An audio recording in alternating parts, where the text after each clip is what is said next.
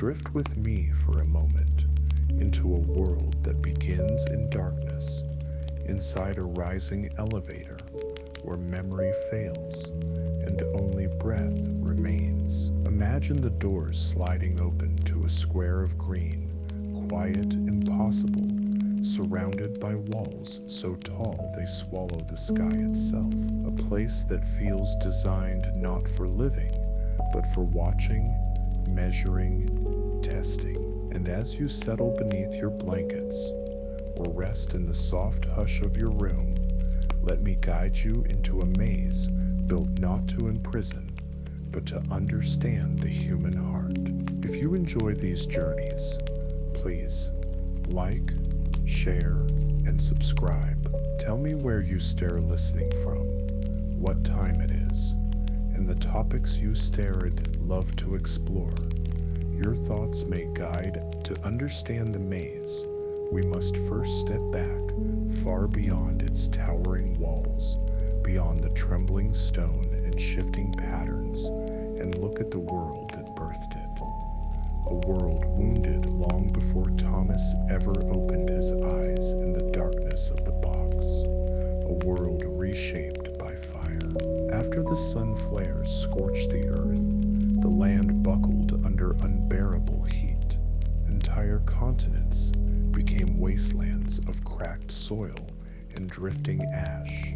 Habitable regions shrank into small, crowded pockets, and within those shrinking zones, humanity struggled against itself.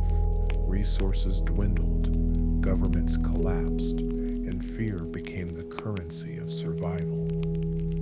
Out of this fractured landscape came something far worse than the flames, the flare virus, a pathogen designed in desperation, released in panic, and mutated beyond control. It slid into the human brain like a whisper, unmaking memory, empathy, and reason, leaving behind only cranks, shadows of who they once were, driven by hunger and madness. The world that followed was not one of hope, but of triage.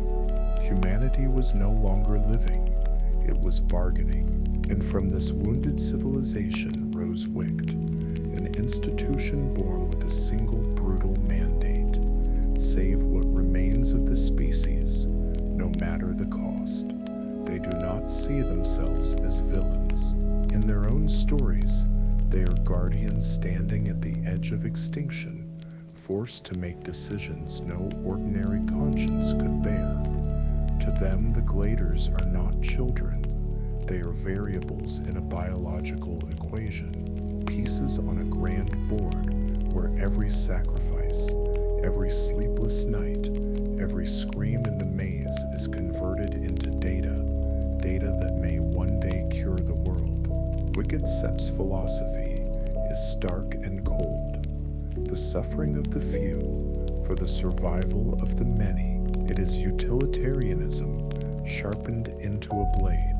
In their eyes, moral hesitation is a luxury humanity can no longer afford, and so the maze becomes more than a trial. It becomes a cathedral to their ideology. Each shifting wall a test of problem solving, each griever a catalyst forcing the brain into states of terror and clarity. Only in this tension, this blend of fear and intellect, does the enzyme appear, hidden deep within the neural pathways of the immune. But beneath the machinery, beneath the data and the doctrine, lies a deeper metaphor. The maze is not only a physical prison, it is a moral labyrinth. Thomas embodies the belief that human life has intrinsic worth, that innocence cannot be spent like currency. Wicked embodies the opposite, the belief that morality must bend to mathematics in a dying world. This tension between principle and pragmatism is the true engine of the story. The struggle is not simply to escape the maze, it is to escape the logic that built it.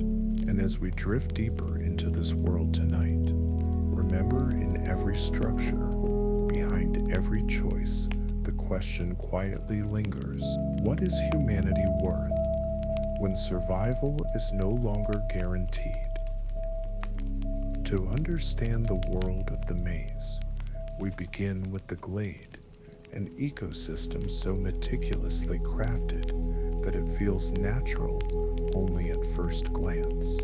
It is the first stage of Wicked's grand experiment, a place designed not for freedom, but for observation. Here, beneath an open sky that is anything but open, the architects of the post-flare world study how humans rebuild themselves when stripped of memory, context, and choice. The glade presents itself as a simple village, square, sunlit, and bordered by towering slabs of stone that rise so high they seem to swallow the horizon.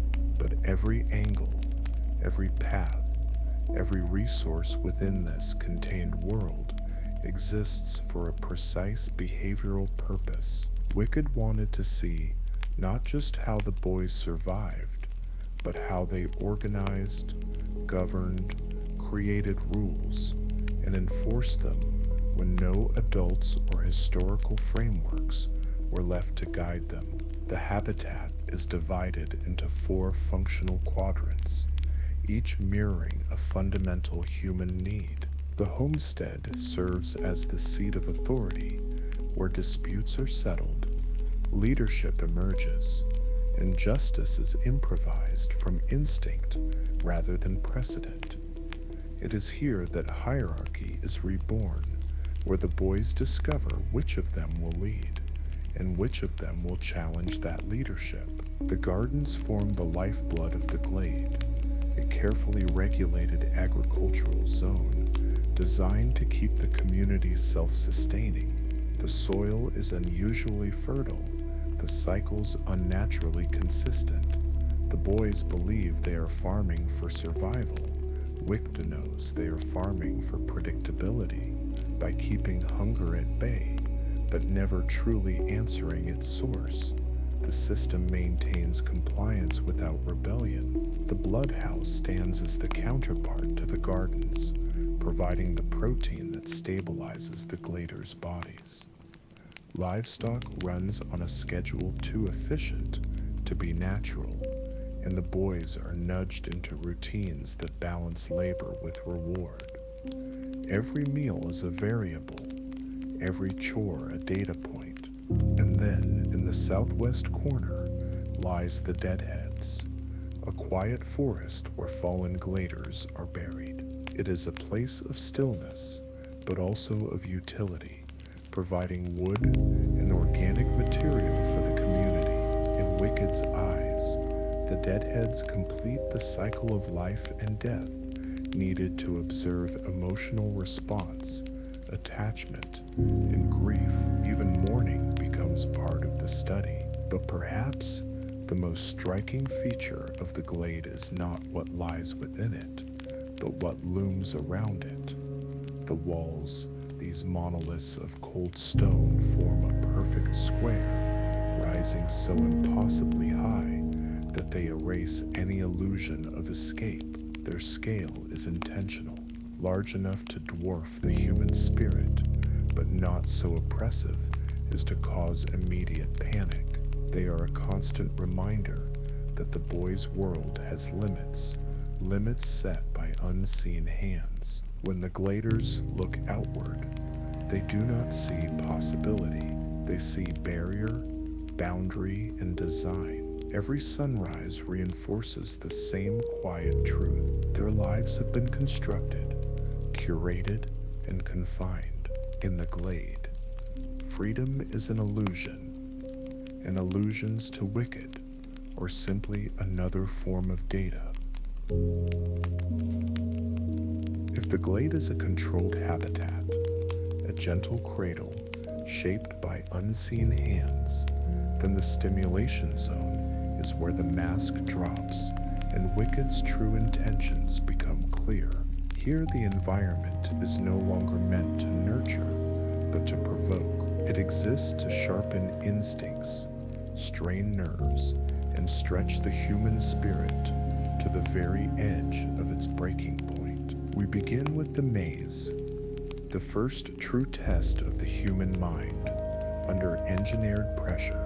Its towering stone corridors shift each night, grinding and rearranging like a colossal machine that never sleeps. The unpredictability is intentional. By denying the gladers a stable world, Wicked keeps their brains in a state of constant vigilance. No neurological safe zone can form when danger red draws the landscape after every sunset. The maze is divided into 8 massive sections, each governed by its own internal logic, a pattern hidden beneath chaos. The runners who map these sectors act not just as explorers, but as instruments through which Wicked measures problem solving, spatial reasoning, and fear response. Every corner turned, every route memorized, every mistake survived becomes another line in a growing ledger of human resilience. And then there are the grievers, part biological, part mechanical, entirely unnatural. These creatures are not designed for simple slaughter. Instead, they serve as catalysts, pushing the glader's brains into the rare state Wicked desperately needs: simultaneous terror and analytical focus. The griever's sting, with its painful rush of returning memories, forces the neural pathways to ignite with activity. Wicked does not measure victory here, only the density of fear. The maze, despite its deadly veneer, is not a killing ground. It is a device, a vast pulsing sensor built to squeeze out every last drop of neurological data. The walls, the patterns, the creatures, all pieces of a machine designed to reveal what the human brain becomes when trapped between death and discovery. But the true test comes afterward. When the boys escape the maze, they do not find rescue. They find the Scorch. Where the maze was artificial, curated, and controlled, the Scorch is the raw aftermath of the world's collapse. A desert stripped of ozone, where sunlight is no longer warmth, but a weapon. Sandstorms rise like living creatures, and the heat alone can peel sanity from the mind. Once great cities lie broken beneath dunes, inhabited by cranks who wander in erratic, desperate patterns, echoes of a humanity that has already fallen apart. Here, survival is no longer about solving patterns or outrunning machinery. It is about confronting a world that no longer bends to human intention.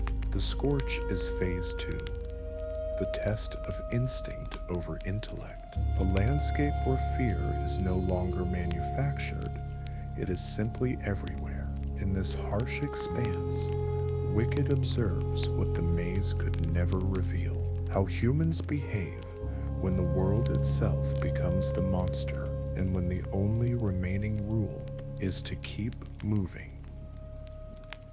If the glade tests structure and the Scorch tests survival, then the last city tests something far more fragile: the human conscience. It stands as the final gate of Wicked's experiment, not a wilderness of shifting walls or blistering heat, but a polished world of sterile corridors and cold precision.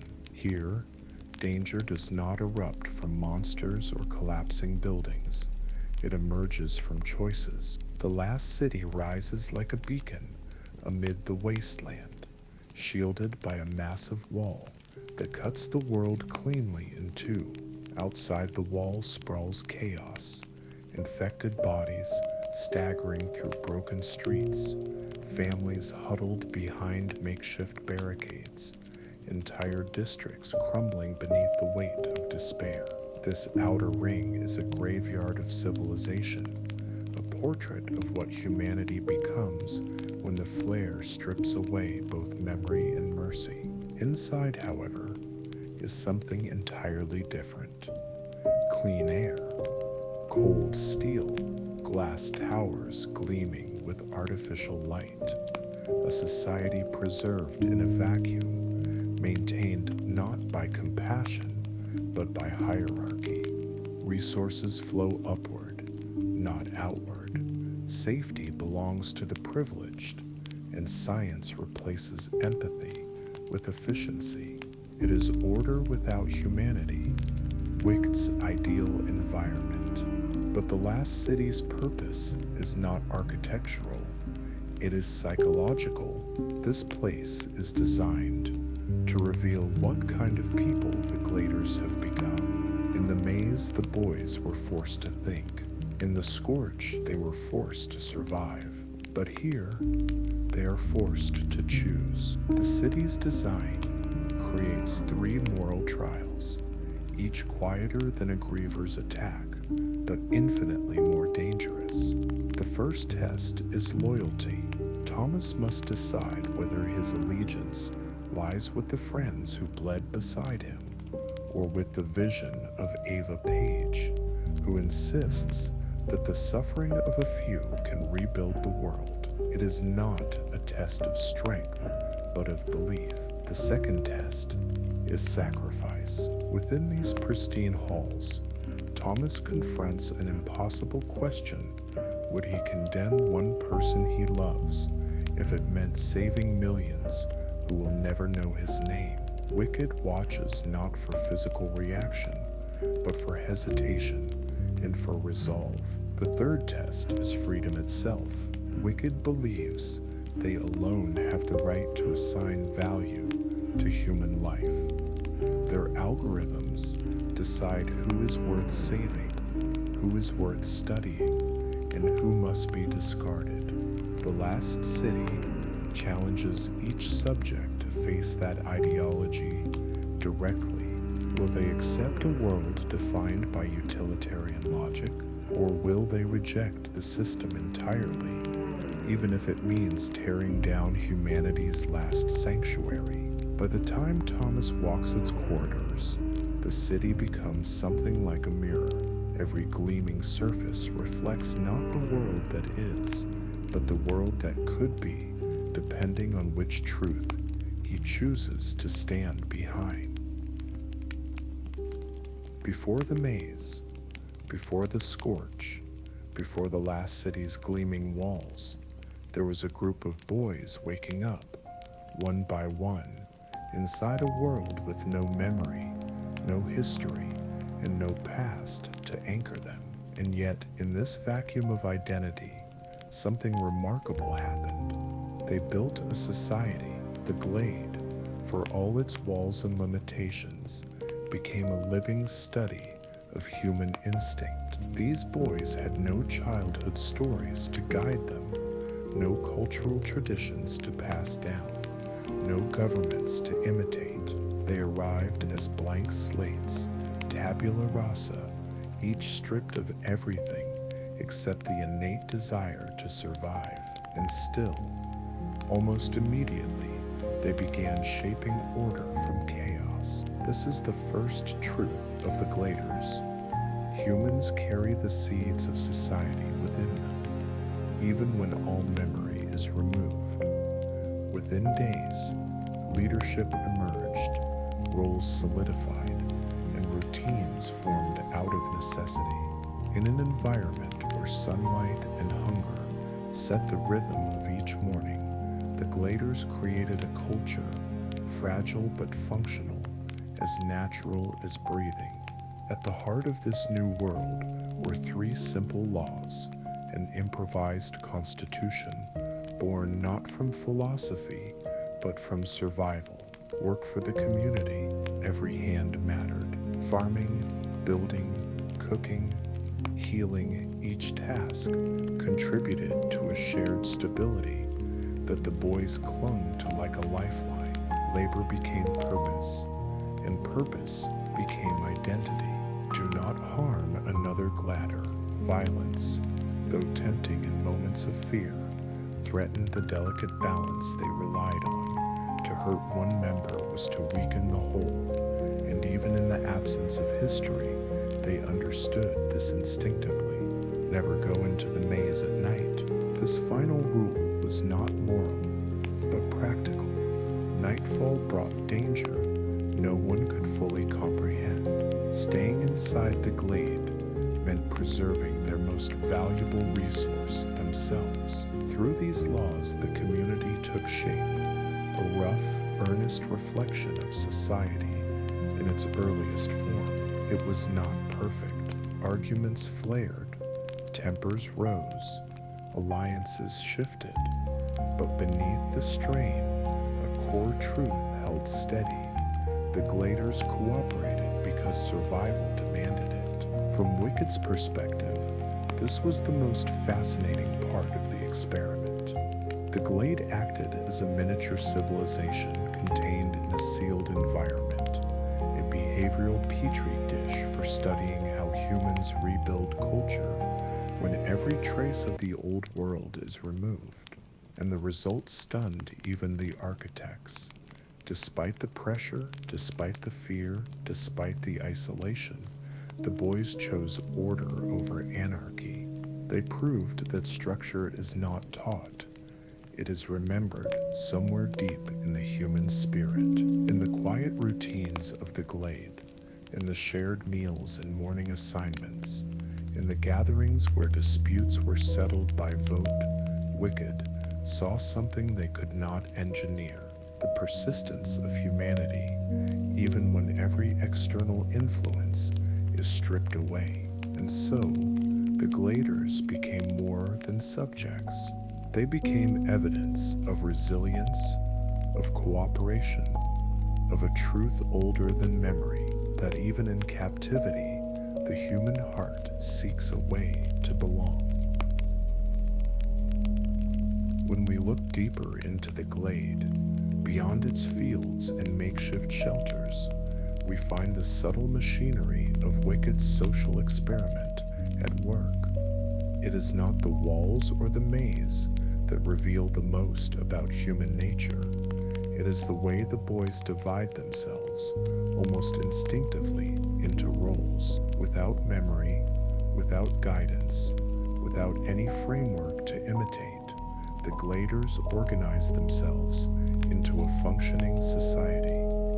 And to Wicked, these emerging roles are not just signs of order, they are variables. The most striking of these roles are the runners, the elite explorers whose minds seem tuned to patterns hidden in chaos. They possess a sharpened intuition, an ability to recognize structure where others see only stone and threat. Each day they race into the maze, gathering data through lived experience. Every turn, every dead end, every shift in the walls. Their courage is both survival instinct and neural predisposition, making them the perfect instruments for Wicked's study of spatial reasoning under stress. Opposite them stand the builders, whose hands reconstruct stability even as the world beyond their square of land refuses to hold still. They repair huts, reinforce fences, manage tools, quiet labor that keeps the glade grounded in their steadfastness. Wicked observes the human tendency to create permanence in a world designed to deny it. Builders reveal how a community stabilizes itself, anchoring fear with structure. Then there are the Medjacks, the healers of the glade. Their role is perhaps the most revealing, for in tending wounds and calming panic, they become the bridge between the physical and emotional states of the group. When a runner staggers back from the maze, stung by a griever and trembling with fragmented memories, it is the Medjacks who witness the first signs of neurological response. In their hands, suffering becomes observable, predictable, recordable, exactly what Wicked intends. Overseeing all of these groups are the keepers, the leaders chosen not by force, but by consensus. Each keeper governs a section of labor, interpreting rules, resolving disputes, and maintaining order in an environment where chaos is always one spark away. Their authority emerges naturally,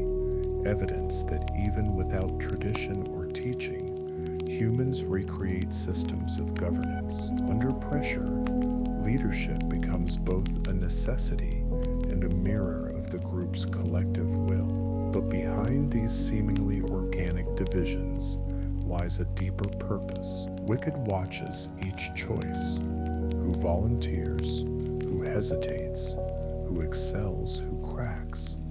Every assignment reveals a natural inclination: problem solver, nurturer, protector, visionary, challenger. Every shift in responsibility shows adaptability.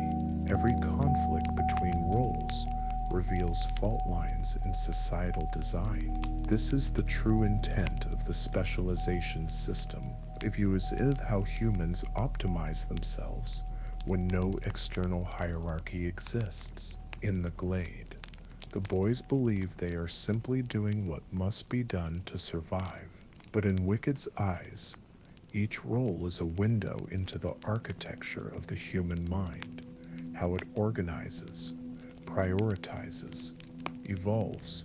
And as the maze looms beyond the walls, shifting and breathing like a living puzzle, the gladers unknowingly provide the one form of data Wicked values most. Proof that even in captivity, humanity finds a way to shape purpose from fear. To understand the Maze Runner world is to understand the two forces that shape its moral landscape: the architects who built the experiment and the broken remnants of humanity who haunt its edges. Between these two extremes lie the gladers, caught not only in a physical maze, but in a philosophical one. And standing at the very center is Thomas, the unpredictable variable neither side can fully control. We begin with Wicked, the organization that rose from the ashes of a dying world. On the surface, Wicked appears orderly, clinical, and purposeful, driven by logic rather than emotion. But beneath the polished floors and humming machines lies a truth colder than the scorch at night.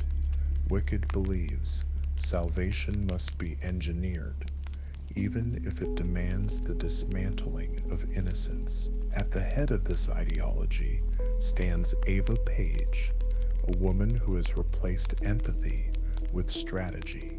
To her, subjects are not children but data sets, moving points on a vast, grim equation where suffering becomes just another variable. She believes deeply, almost reverently, that the ends justify every means. Her conviction is unwavering. Pain is necessary. Without sacrifice, there can be no cure, and without the cure, humanity collapses. In her eyes, she is not a villain, but a steward of the species. In stark contrast stands Jansen, known to many as the Rat Man. If Page represents cold logic, Jansen represents corrupted survival. Fear drives him: fear of infection, fear of irrelevance, fear of losing control. His authority becomes a shield, then a weapon, then a prison of his own making. Where Page hides cruelty behind purpose, Jansen amplifies it through desperation. Through him, we glimpse the darker truth of Wicked, that even those tasked with saving humanity are not immune to the erosion of their own. Together, they form a system that treats morality as an obstacle and suffering as a resource. To her, a scientific state, stripped of empathy, convinced that virtue must bow to necessity. Opposing them, though never by choice, are the cranks. Once human, now hollowed out by the flare virus, The cranks wander through abandoned cities, like fractured reflections of what civilization failed to protect. The virus eats away the kill zone, the seat of memory and restraint, leaving behind nothing but instinct and anguish. They are not monsters by design, but by consequence, living reminders of a humanity that cracked under the weight of its own desperation. Symbolically, the cranks embody everything Wicked fears: the collapse of reason, the loss of identity, the unraveling of structure. Where the gladers build order under confinement, the cranks dissolve without it. One group thrives when managed, the other falls apart when abandoned. Together, they form a spectrum of what humans become when shaped by care or neglect. And at the midpoint of these extremes stands Thomas. He sees the glader's hope, Wicked's logic, and the crank's tragedy. He understands that a cure built on cruelty will only inherit cruelty. He knows that humanity cannot be saved by erasing what makes it human. In this triangle of forces, the builders, the architects, and the fallen, Thomas becomes the question Wicked cannot answer. Will the world be rebuilt through science alone, or through the fragile, stubborn flame of human compassion? To understand why the maze exists, we must look not at its walls, but at the human brain, at the fragile electric storm of thought and instinct that Wicked seeks to manipulate.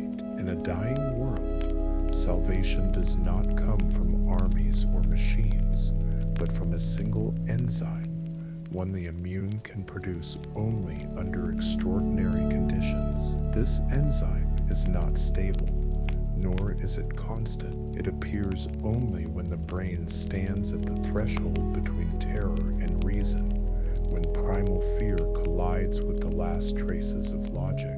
For Wicked, this discovery became a doctrine. For the gladers, it became their nightmare. The enzyme emerges from a dual-state activation deep within the kill zone, the amygdala firing in panic, the prefrontal cortex analyzing for survival. These two forces, fear and thought, rarely coexist in balance. Normally, one overwhelms the other, but inside the maze, they intertwine. The boys are forced to run from death while simultaneously solving a puzzle that demands clarity. It is this impossible tension that produces the biochemical signature Wicked needs. The maze, then, is not a prison. It is an instrument. Every shifting corridor, every grinding wall, every pattern hidden beneath the stone is engineered to stretch the mind toward its breaking point without letting it shatter. Stress must remain high but survivable. Fear must be sharp but not fatal. Even the sound of the maze changing each night becomes a slow, rhythmic pressure on the nervous system, a reminder that safety is temporary and that thinking under duress is mandatory. And then there are the grievers, Wicked's biological accelerants. Their presence is the final catalyst, the living embodiment of terror. As lumbering hybrids of flesh and machinery, they trigger immediate amygdala activation, the kind of terror the maze alone cannot sustain. Yet their purpose is not simply to kill.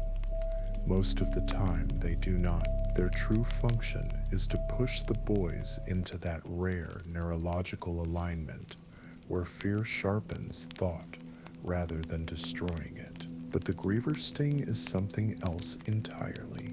When a griever injects its toxin, memories suppressed by the swipe erupt back into consciousness. These flashes, disjointed, painful, overwhelming, create an explosive cascade of neural activity. In these moments, the kill zone becomes luminous, revealing layers of cognitive function Wicked cannot access any other way. The boys suffer, convulse, remember, and Wicked watches, recording every chemical signal like a sacred text. This is the biological law at the heart of the maze. No fear, no enzyme, no enzyme, no cure. It is a rule as cold as stone and as unforgiving as the world that birthed it. To Wicked, the maze is a scientific necessity. To the Gladers, it is a crucible. To humanity, it is a desperate wager that terror might one day save what remains of the species. And so the boys run, night after night, not knowing that their fear is the engine of the future, and that each breathless sprint brings Wicked closer to the answer they crave, and further from the humanity they claim to protect. If biological law governs the body, then social law governs the spaces between people, those invisible threads of instinct, expectation, and fear that shape how a community survives. In the glade, stripped of memory and culture, the boys become a living experiment in how humans rebuild society when placed inside a cage, and Wicked watches, not to see whether they survive, but to see how they choose to live. At first glance, the Gladers' world is simple: work, eat, sleep. But beneath that simplicity lies a deeper truth. Human beings, even in captivity, carry the blueprint of civilization within them. They organize themselves without instruction, assign roles without precedent, and form rules without ever remembering the world that taught them to do so. In this forgotten garden, the boys rediscover a truth older than nations, that order is not learned, but remembered. Yet the existence of rules inevitably awakens their opposite. The moment structure solidifies, pressure builds, stability becomes fragile, and fragility becomes a fault line waiting to crack. Into this delicate balance arrives Thomas, the unpredictable variable. He does not intend to disrupt the glade, but disruption follows him regardless.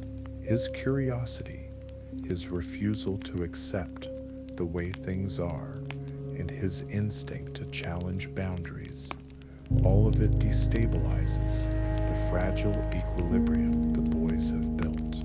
Opposing him stands Galley, the embodiment of caution, control, and fear of chaos. Where Thomas sees possibility, Galley sees danger.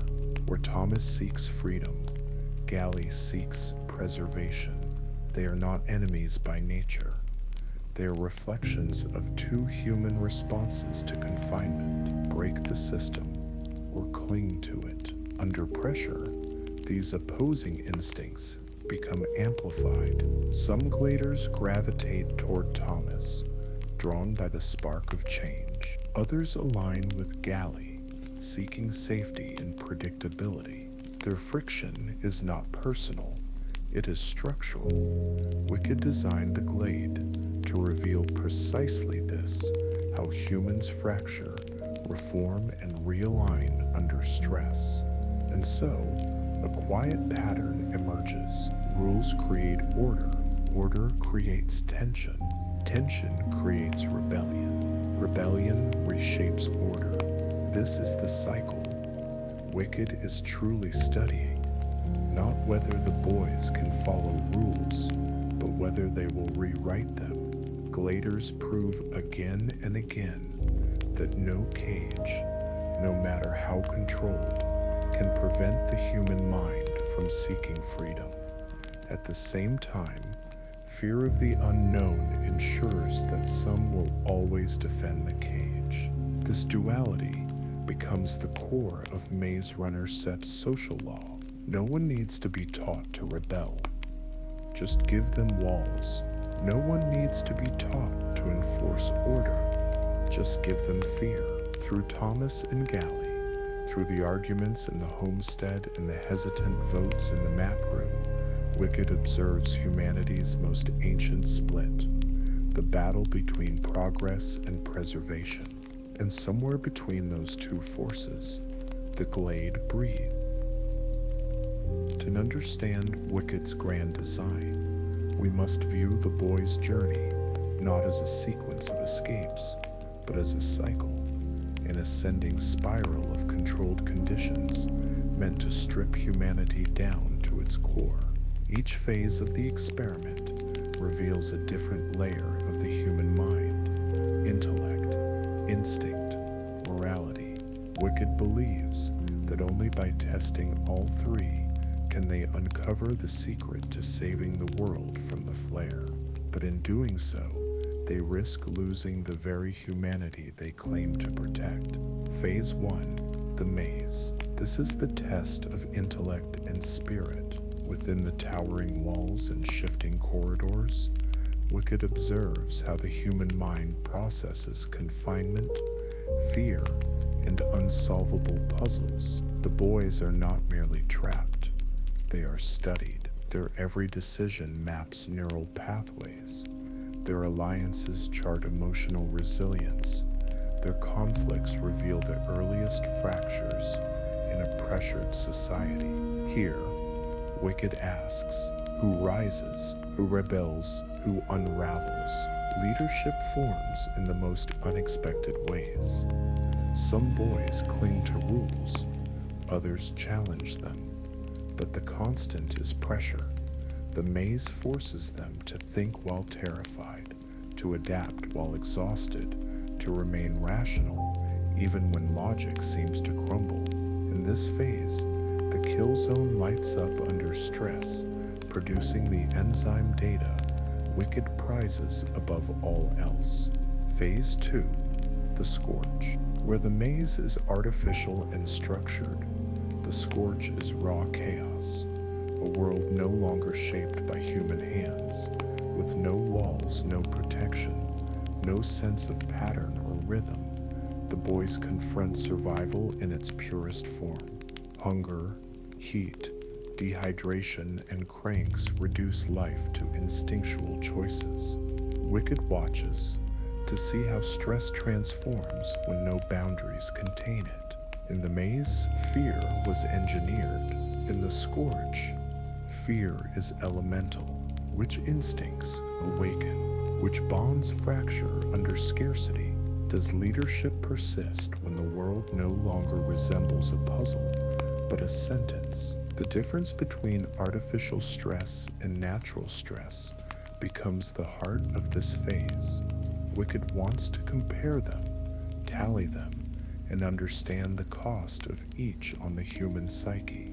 Phase 3, the last city. The final test is not of mind or body, but of soul.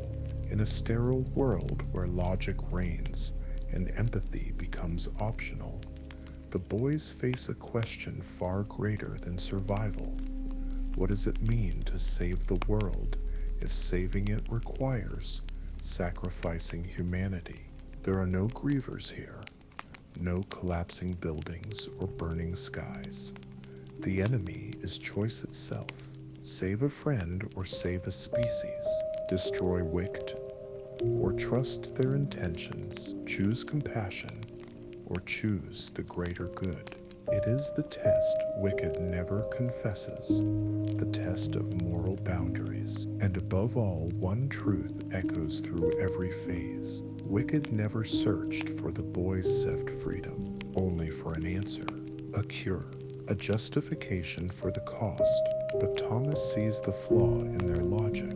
He understands that a cure built on broken children will not heal the world. It will only replicate the cruelty that created its death.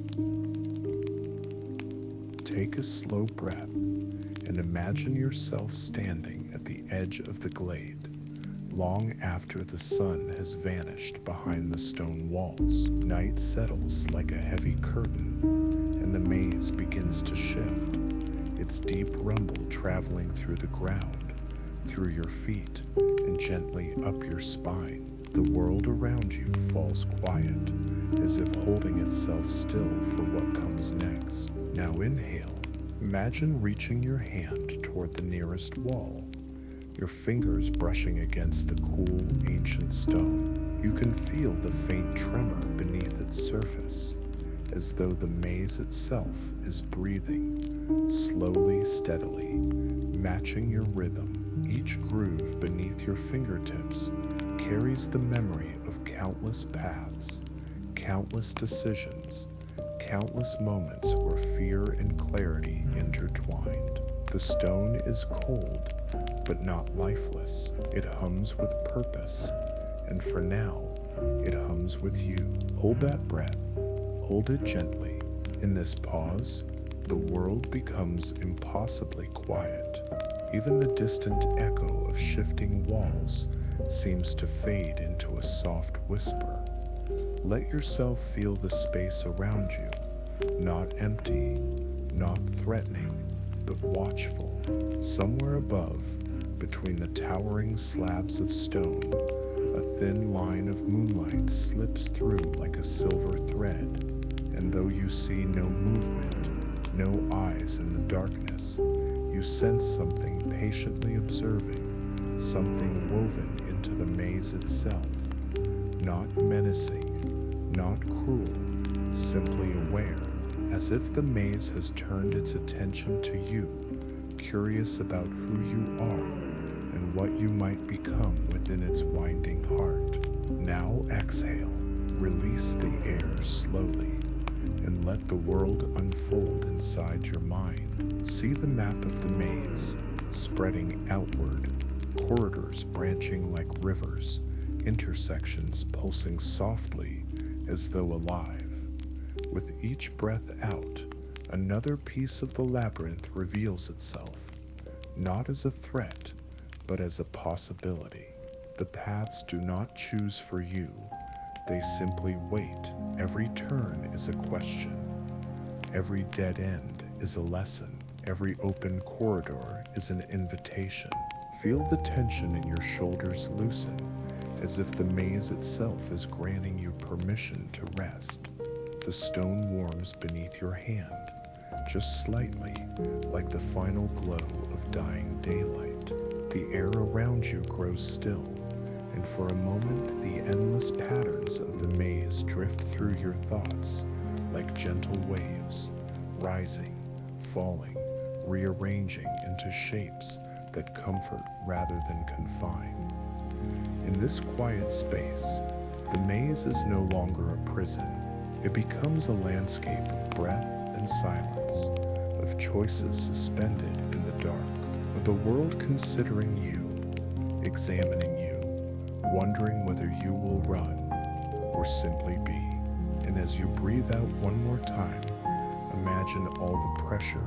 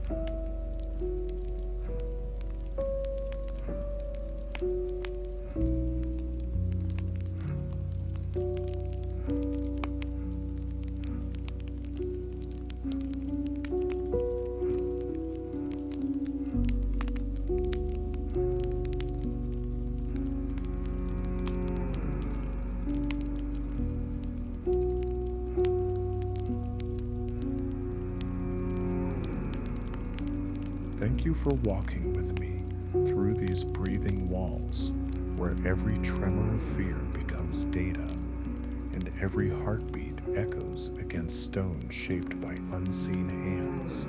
If tonight you hear a faint rumble in the quiet, like distant walls shifting in their sleep, perhaps it is only the maze dreaming of the children who once ran through its corridors. Rest now, in a world where no one has the right to turn you into a variable in a desperate equation. Sleep well, traveler of forgotten paths.